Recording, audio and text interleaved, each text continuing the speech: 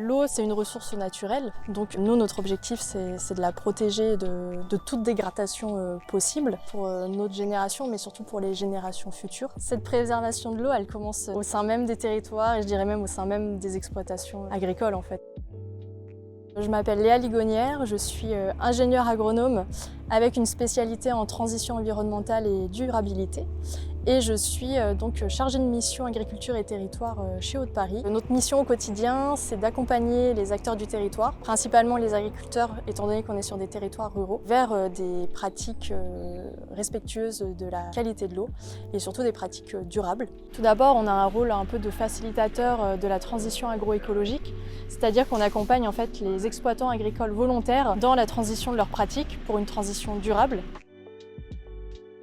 Avec Haut-de-Paris, on a une technicienne qui nous suit, Léa, plus un technicien indépendant aussi pour la partie vraiment produits phytosanitaires pour réduire les doses. Et 2 fois dans l'année, on a des tours de plaine collectifs avec les autres agriculteurs engagés. Ça, c'est vraiment bien, ça permet de confronter nos problématiques et nos solutions aussi. Donc, Alexandre Deberg, c'est un exploitant en grande culture, en réduction d'intrants depuis maintenant plusieurs années. Il a commencé en 2018 avec les mesures agro-environnementales et climatiques. Puis il a décidé d'être dans un second engagement maintenant, depuis cette année en 2024, avec les paiements pour services environnementaux, avec des objectifs de réduction d'intrants à la fois sur la partie intervention phytosanitaire, mais aussi sur la partie nitrate.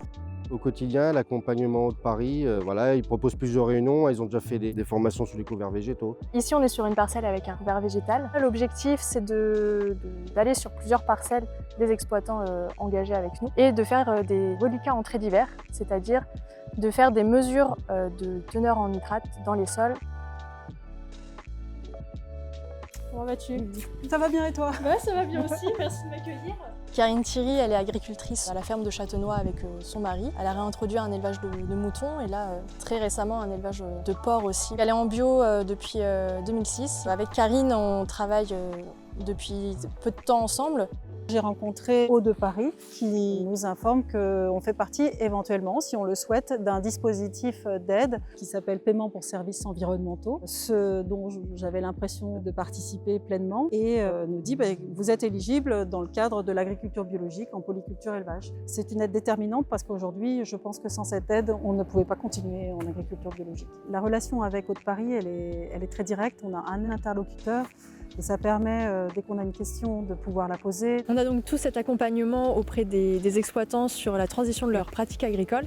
Et en fait, en complément, on leur propose aussi de les aider dans le développement des filières, des débouchés en fait durables et locaux et surtout rémunérateurs. Aujourd'hui, on reçoit donc Eulalie, qui est salariée à la ferme de Châtenois, qui nous livre donc les pommes de terre et des butternuts et des potimarrons dans le cadre des ventes l'eau à la bouche qu'on a mis en place depuis 2021. Le but des ventes l'eau à la bouche, c'est notamment de créer des circuits courts. Quand on fait des événements, on essaie de mettre en valeur au maximum les produits locaux. On peut aussi être amené à cofinancer des silos par exemple pour la production biologique. On va aussi avoir des actions auprès des transformateurs quand c'est possible et la restauration collective. On a tout l'appui effectivement technique individuel à l'échelle des exploitations et après on va avoir ce côté collectif. L'objectif c'est vraiment de créer des échanges entre les agriculteurs mais aussi entre les agriculteurs et d'autres acteurs. Typiquement on a des partenariats par exemple avec des syndicats d'eau locaux.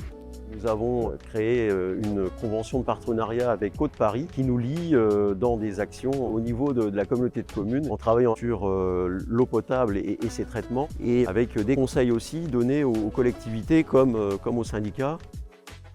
L'eau, ça parle à tout le monde, c'est pour tout le monde. L'objectif, c'est de continuer tout ce qui est partenariat, toutes ces actions en fait, qu'on mène pour aider les acteurs du territoire et les agriculteurs majoritairement à faire cette transition pour préserver les ressources en eau